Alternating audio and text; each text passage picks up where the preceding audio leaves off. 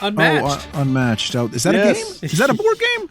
Yes, There's no it board. is a board game. Is there a board? Yes, there is. There's Oh, of okay. course, and a neoprene mat if you back the new Kickstarter right now. Man. So, yeah, I'm trying to get off fossil fuels. No more neoprene. Thank you. All man. renewable boards. Only renewable board games. Green energy board games only. Sorry, go ahead. I want my board games to have solar panels. All right. All right. Well, Unmatched. All right. It is has climbed to one of the top 10 games for me. It's maybe even teetering there as a number one game. I just really have enjoyed this game. I've really enjoyed playing this with my son. But everybody I teach it to, I've just really enjoyed it. The whole premise of this. Wait, did you say everybody? Everyone I showed? Everyone I showed. You showed it to me? Yeah, you. No, I didn't show it to you. The designer of the game showed it to you, and you thoroughly trashed it in front of him. But we'll get to that in a second. Let's talk about. Wow. Nice. Let's talk about what the theme of this game is. So, Unmatched is a miniatures dueling game. They come from the characters come from pages of literature, from the screen. There's Moon Knights. There's Marvel. There's in the picture. There's Luke Cage and Ghost Rider. You have Bigfoot and Alice in Wonderland. You have some other, just everything. You have Buffy. You have dinosaurs. This game is an incredible game. You're taking two fighters, matching them up against each other. Each fighter has a unique deck, and it's just a simple. I could teach you how to play it right now. This is your three actions. You get to maneuver. You draw a card and move. Okay, or you can attack. You play a card that says I attack, and if I attack Chris, he plays a card that says I defend. And if my attack is higher than Chris's defense, the difference is how much damage you take. Boom, that's the game. You've just learned how to play Unmatched. This game is simple, but it is just immensely full of so many great choices, full of so much diversity and uniqueness that it's just a great time. But I don't want to rave about it. I want to give somebody else an opportunity to give us their thoughts. So, Chris, why don't we start with you? What do you think about Unmatched? I think it's fine. No, I mean, like, that's the best way to describe it. Like, I don't. That's the problem. Exactly. Like, I mean, that's the thing. I am very passionate about how I feel about most things, but like this one, I just can't decide how I really feel about it. Like, I have some times where I play it and I really, really enjoy it, and then I feel other times it just kind of drags. But I mean, the premise, the idea, the play length, the mechanics of the card draw, the play the cards, and like the attack and defense, like you talk about, like those are good, and I think they do a pretty good job of making the decks thematic to the characters. Like I played Alice recently, and that was cool how you're big and small, that kind of thing. But I gotta admit though, my favorite moment of ever playing the game was when I was using the Deadpool expansion, because one of the cards is like, if you attack and win with this attack, the person who defends has to buy you a drink.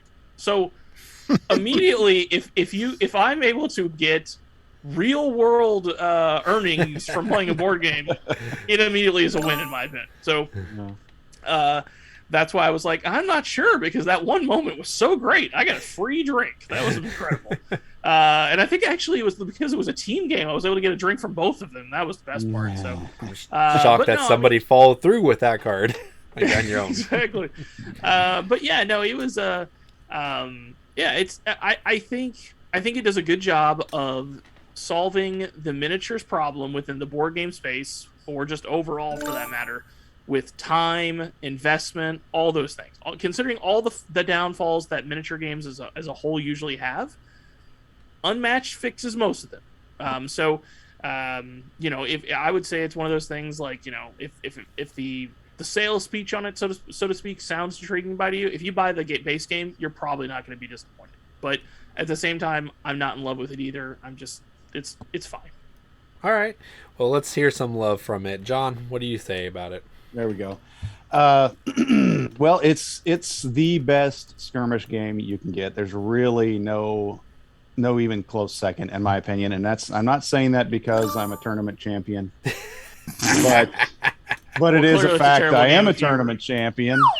So there is that, but just proves I know what I'm talking about. But Chris, couldn't disagree with you more. The decks aren't somewhat themed and a decent job. They're amazingly themed for all these characters, and the characters are so vast and so diverse. It started out with some pretty plain Jane what characters that everybody has heard of, like Sinbad and stuff like that. The first one, Sinbad and stuff like that. Yeah, that didn't really interest me that much. But then I think the first one I played with, this cracks me up that this is even a character. Bruce Lee is a character, not a character he played in a movie, but Bruce Lee. It's like, I'm going to get Bruce Willis as my fighter, And so that just cracks me up that you can just play as Bruce Lee. And once again, his was thematic. And now I used to have where I was trying to get my kids to play. We talked about this earlier.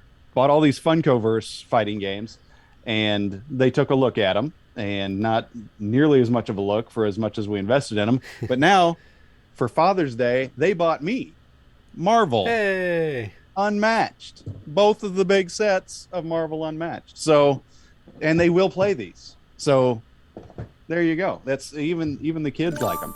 And it's not because it's simple either. It's every deck. It's so much fun to go through each character. I've played different characters, I think, every time. And it's just so much fun pouring through your deck as you're playing and trying to figure out what is the best way to play this deck. And then, there's 3 more of these cards as you see it when you come up. So, I can go ahead and use this now. Don't have to worry about it. Maybe another one will come up. There's just so many little layers to it. And once again, to final, I'm going to say I had 2 people that I've shown this game to recently that literally don't like skirmish games and told me that going in. I'm like, I said, well, it's quick. We'll play it real quick before we do anything else. And then when they played it, they're like, I see why people like this. I think one of the people even said it's now his favorite game. Wow. So that'll just show you right there that Unmatched is the way to go. If you haven't played it yet, you got to get into it. It's not even that expensive. So when you get 3 characters in a set and you are ready to go, as they say. So, who do we know that person that you played Unmatched with? I think we know both of them. Okay. Yeah. Cool. All right. One of them is a famous game designer. Oh yeah. Yes. The other one is a man of the cloth. Yeah. Okay, that's what I thought. Well, I didn't know you showed Ken O'Connor the game. I thought I did. Am I incorrect? I mean, it was at birthday con. You did. It was at birthday con. But still, yes, I get your point. All right. Well, Andy, you're sitting over there very enthused.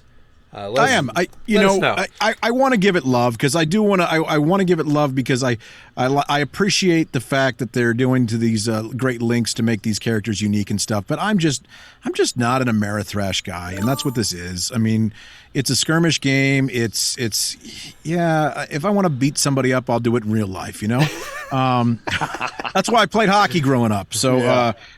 Now, if I want to do something fun, playing my board games, I want to do something exciting like farming. I want to collect resources. I want to grow my family. I want to build fences. I want to. Growing your family is fun. I want to do exciting things like that. So, no, I guess I'm just more the puzzly type and the Euro type and the economic type. The skirmish game, it's okay. If I was going to play a skirmish game, honestly, I'd play a lesser known one, I guess, that didn't get quite as much traction, but I thought was pretty good, was Godzilla. And maybe that's just because I'm a big Godzilla fan. I grew up watching those movies. But this one's better. Maybe I need to give it another shot. I mean, I just wasn't that super impressed. And the other thing that turns me off from it a little bit is like, it's a money grab a little bit, isn't it? I mean, it's just like, oh, hey, we got a mechanism here, so we're going to make 1 billion characters and we're going to sell you so much and whatever.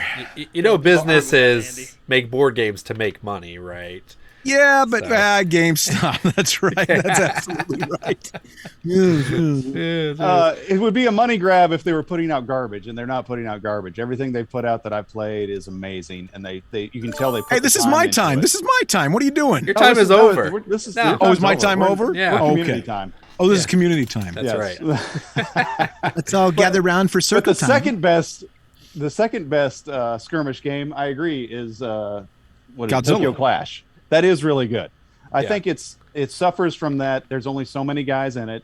Yeah. And so the replayability isn't as good. And the whole interacting with the buildings and all that gets a little tiresome. Yeah.